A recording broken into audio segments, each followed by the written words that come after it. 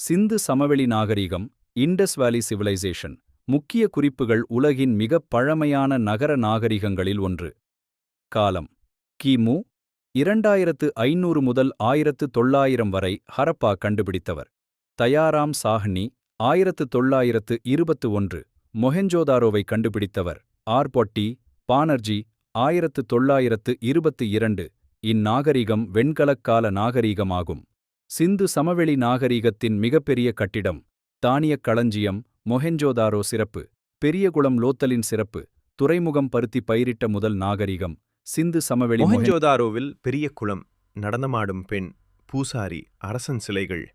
இங்கே கிடைத்தது லோத்தல் துறைமுகம். சிந்து சமவெளியில் காணப்பட்ட மிகப்பெரிய துறைமுகம்.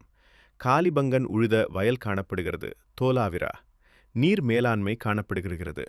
ராகிகரி இந்தியாவின் மிகப்பெரிய சிந்து தலம். TNPSC மனப்பாடம் செய்யப்பட வேண்டிய வரிகள். ஹரப்பா அகழாய்வு தொடக்கம் 1921. மொஹஞ்சோதாரோ அகழாய்வு 1922. உலகிற்கு அறிவிக்கப்பட்ட நாள் 20 செப்டம்பர் 1924. நூற்றாண்டு ஆண்டு 2024. ஹரப்பா கண்டுபிடித்தவர் தயாராம் சாஹ்னி.